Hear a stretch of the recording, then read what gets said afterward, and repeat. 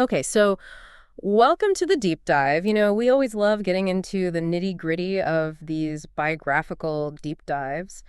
Today we're going to be looking at Pages of Passion Book 1, My First 19 Years. And this is a really interesting look at a, young man's coming-of-age story. Absolutely. So specifically, we're looking at summaries from Pages of Passion, the podcast book 1, episode 2.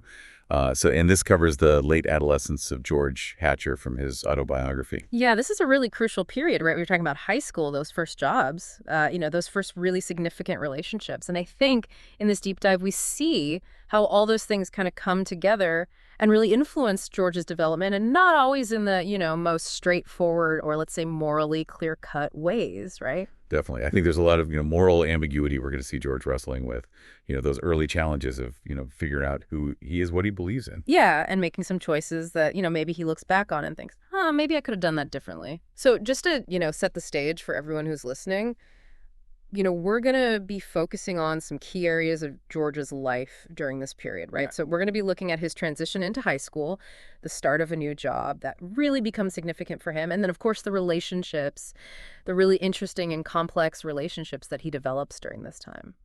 That's right. And one of the most striking themes that emerges is this idea of burgeoning independence, right? So he's getting his first taste of financial responsibility. He's navigating these really intense relationships that kind of push the boundaries of, what's acceptable or expected for someone his age. And he faces a pretty significant family crisis that really forces him to make some tough choices. Yeah, choices with some real consequences. So let's dive right in. Okay. George starts at Roosevelt High School, and pretty much right away he gets a job. Yeah, he starts working, delivering prescriptions at a local drugstore. And, for George, this wasn't just about, earning some extra spending money. This job represented a step up, financially. Yeah, it seems like this job was a lot more lucrative than his, previous gigs, right? Exactly. He's getting better pay, those all important tips, and he even mentions getting an employee discount. So, yeah. It's like a whole new level of financial freedom for him. Yeah. He's tasting that independence a little bit. And it seems like his hard work ethic didn't go unnoticed either, because pretty quickly he gets a promotion. That's right. He moves up to the front register, which means more responsibility. Right. He's stocking liquor and sundries. He's assisting the main cashier. It's a bigger role. And it probably came with a nice little pay bump, too. Oh, I'm sure. And, it's interesting. The owner, Mr. Schultz, he actually cautions George. He's like, don't let work interfere with school. That classic advice. And how does George react to that?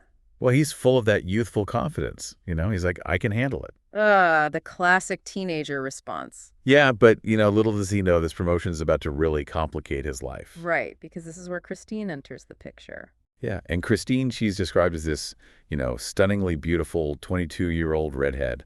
And George is around 15 at this time, and it's like instant infatuation for him. That age where everything feels so intense. Absolutely. And what's interesting is that Christine, she kind of initially treats him like a younger brother. Yeah. Maybe a little amused by his attention, but there's definitely this undercurrent of flirting going on. Right. There's this definite power dynamic at play with the age difference and the fact that she's, this object of fascination for him. Yeah. And working so closely with her, George starts to pick up on some, let's just say irregularities in how she handles the cash. What do you mean irregularities? Well, he notices she's not ringing up all the items. She's using those no-sale transactions a lot. And then there's cash that just seems to disappear into her pocket, especially when it's busy or customers are paying with exact change for liquor. So basically he starts to suspect that she's skimming money from the register. Exactly. And yeah. It's not just a hunch. He actually decides to, investigate. So he goes full detective mode. He does. He starts comparing her handwritten notes to the actual register tapes, and he figures out that she's probably skimming, decent amount of money, maybe like $50 or more every day. Wow, that adds up. It does. And, it starts to make sense to him, right? He's like, okay, this explains her nice clothes, her new Impala. No, most people, if they found out a coworker was doing something like that, they might, report it to the manager or try to distance themselves. But George, he does something completely different. He does. He confronts Christine about it. What? He just goes straight up to her and says, hey, I know what you're doing. Yeah. And not only that, he suggests that she cut him in on the action. Wow, what a bold move, especially for a 15-year-old. Right. I mean, you can kind of see that like opportunistic side of him starting to emerge. So what does Christine say to that? Well, at first she just laughs it off. Yeah. She calls him a Snoopy squirt. Yeah. Tells him to mind his own business. But George, he doesn't back down. He doesn't let it go. No, he actually ups the ante. He basically implies that, he might tell Mr. Schultz if she doesn't agree to his terms. Oh, so he tries to blackmail her? Yeah, essentially. And, it's interesting because this is where we start to see this moral ambiguity in George's character, right? He's willing to use this information to his advantage, even if it means, potentially hurting Christine. And Christine, she doesn't take this threat lightly, does she? No, she slaps him. Ouch. Yeah, but then it's like this weird shift happens because she starts flirting with him again. So even though he's threatened her, she's still drawn to him. It's like this complicated push and pull between them. And then George, sensing an opportunity, decides to spin a tale. He makes up this whole story about how Mr. Schultz questioned him about Christine's register handling. Oh, so he's playing on her fear of getting caught? Exactly. He tells her that Mr. Schultz asked if he'd noticed anything unusual and that he, vouched for her innocence. And how does she react to that? Well, she's terrified at first, but then so relieved when she hears that George covered for her. She even gives him a kiss on the cheek. Yeah, it's like this moment of, gratitude and maybe a little bit of something else mixed in there. And George, seeing how relieved she is, decides to push his luck even further. He proposes that they, discuss a deal after work. And he suggests they meet at a motel. Yeah, the implications are pretty clear at this point, right? And summaries highlight that George is super nervous about this whole thing. Right, he's worried about being seen with her. He's only 15 and she's this, glamorous older woman. It's a lot for him to process. So they meet at the motel and things escalate pretty quickly. They do. Christine wastes no time. She starts undressing while George is still kind of frozen, caught off guard by the whole situation. So she's definitely in control. Yeah, and what's interesting is that she keeps the lights on. That's an interesting detail. Yeah, it could be interpreted as a way of, asserting her dominance in the situation. And then Christine initiates what becomes George's first sexual experience. That's right. She guides him through everything, starting with a kiss, then introducing him to oral sex. And, so the summaries mentioned that he's initially awkward, but he quickly catches on, spurred on by her positive reaction. Right. And afterwards, Christine makes a comment that kind of highlights the power dynamic between them. She jokes that she doubts it was really his first time. Yeah, it's like this playful jab, but also, reinforces her role as the more experienced one in the relationship. So from this point on, their relationship becomes this, strange mix of crime and intimacy. Exactly. They're partners in skimming money from the register, and they continue their, sexual relationship meeting at motels about once a week. And it's clear that Christine is kind of taking on this role of sexual mentor to George, teaching him things he's never experienced before. And their relationship isn't just confined to those motel rooms either. No, Christine takes George out clubbing in Hollywood, and it's like she's confident he can pass for 21, even though he's obviously not. Yeah, that seems pretty risky. Yeah, and he's paying for everything, trying to impress her, and then they end up back at a motel this time with mirrors above the bed. Wow, that's quite an introduction to the world of adult relationships. Definitely. But things start to change when Christine's modeling career takes off. Right. She starts to become more than just the girl from the drugstore. Exactly. One day, George sees a poster of Christine in a beer ad at the drugstore. Talk about awkward. That must have been surreal seeing her like that. And that same night, she tells him that she's decided to pursue modeling full-time, and that's the end of their, physical relationship. So she's moving on to a different chapter in her life. But she doesn't quit the drugstore job right away. She stays on for another month, and then when she finally leaves, Mr. Schultz offers George her position. The full-time cashier job. Yep. And George, eager for the opportunity and maybe still a little hung up on Christine. He assures Mr. Schultz that he can handle the job in school no problem. But it seems like that promise was a little too optimistic. Well, he starts cutting classes. He's missing Christine. He's maybe struggling with the increased responsibility. It's a lot for him to juggle. So while one significant relationship is ending, George hits another milestone. He turns 16 and buys a car. Yeah, it's a Ford. And he uses his savings to cover half the down payment. His stepfather, Leonard, co-signs the loan for him and even teaches him how to drive. Aw, that's kind of sweet. It's a nice moment, amidst all the drama. But even though Christine is gone, she's not completely out of the picture, is she? Not really. A few months later, George discovers that Christine is now a Playboy centerfold. Oh, wow. Yeah, he buys the magazines, cuts out her pictures, and keeps them hidden, kind of reliving their time together in secret. It seems like that relationship really left a mark on him. Definitely. And meanwhile, his relationship with Patty is still going on. They're still close. Yeah, and their, Yeah. physical relationship continues.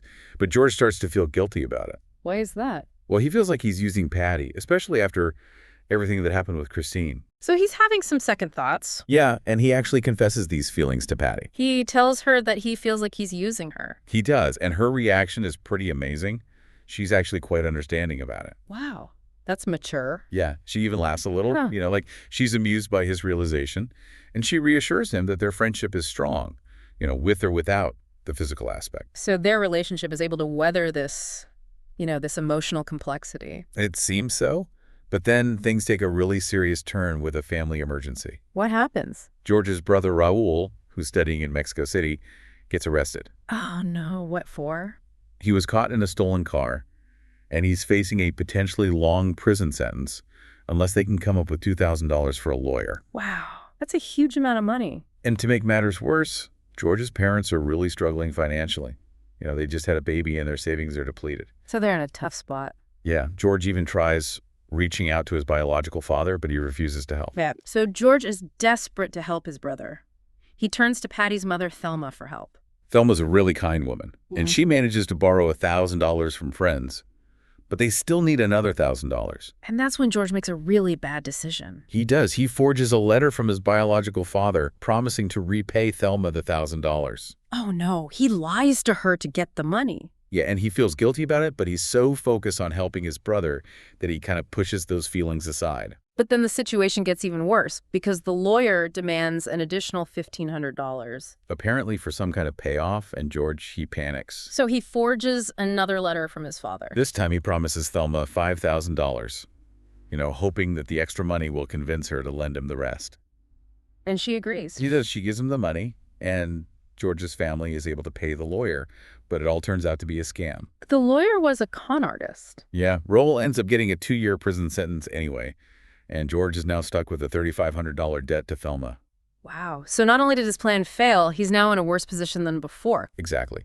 And he tries to make small payments to Thelma, but it's not enough. And it turns out that Thelma is having financial problems of her own. Yeah, she got injured at work, and she's on disability, and she's facing foreclosure. So she's in a really desperate situation. And she comes up with a solution. She suggests that George's parents buy her house. Buy her house. Yeah, for $1,000 in cash, and they would take over the mortgage, which is another $10,000. So she's basically offering them a pretty good deal. Yeah, and George, he sees this as a way to solve multiple problems at once. He can help Thelma avoid foreclosure and indirectly address his own debt to her. Exactly. And his parents, they agree to the deal, they get a loan for the down payment, and they move into Thelma's house. But Thelma doesn't tell George's parents about the $3,500 debt that he owes her. No. So George is living in this house. That's a constant reminder of his deception. And his relationship with Patty is continuing even though she's moved out. Yeah, but that debt to Thelma is still hanging over him. It's like this dark cloud following him around. And just when you think things couldn't get any more complicated, George meets someone new. He meets Selena. Yeah, he's driving to work one day, and he sees these 2 girls, and he's instantly smitten with one of them. And of course, he decides to act on this immediate attraction. He does. He sees them again a few days later, and he goes right up to them, learns that the girl's name is Selena, her friend is Concha, and he asks for Selena's phone number. He doesn't waste any time. Nope. And to make things even more interesting, he tells her that he believes in love at first sight. Wow, that's a bold move. And surprisingly, she gives him her number. So maybe she's intrigued. And George doesn't stop there. He sends her a gift bag of cosmetics from the drugstore. Oh, that's sweet. Yeah, and she calls to thank him, and they have this conversation in both English and Spanish. And he's drawn to her accent. And the next morning, he picks up Selena, and Concha drops Concha off at school and takes Selena to Santa Monica Beach. So he's really going all out. Yeah, and at the beach, they start talking about their lives. And Selena reveals that she's 20 years old from Juarez, and she's had a falling out with her parents over her boyfriend, Sergio. So she's got some relationship drama of her own. She does, and she's living with her aunt in L.A., supported by her father, but under a lot of scrutiny. And she even asks George about his sexual experience. Yeah, he kind of deflects the question, but it's clear that she's interested. And she admits that she's not sure how she feels about Sergio anymore. She says she needs some space. So she's at a crossroads. Definitely. And on the drive back, she comments on how young George is. He's 16, turning 17 soon. Yeah. But despite the age difference and all the baggage he's carrying, the debt, the complicated relationships, George is falling for Selena. So he's diving headfirst into another potentially messy situation. It seems like he can't resist that initial spark of attraction. Sure. So as we wrap up this deep dive into George's life, we see a young man grappling with some really adult situations. He's dealing with financial responsibility, complex relationships, and some tough moral choices. And, you have to wonder how these experiences are going to shape him in the long run.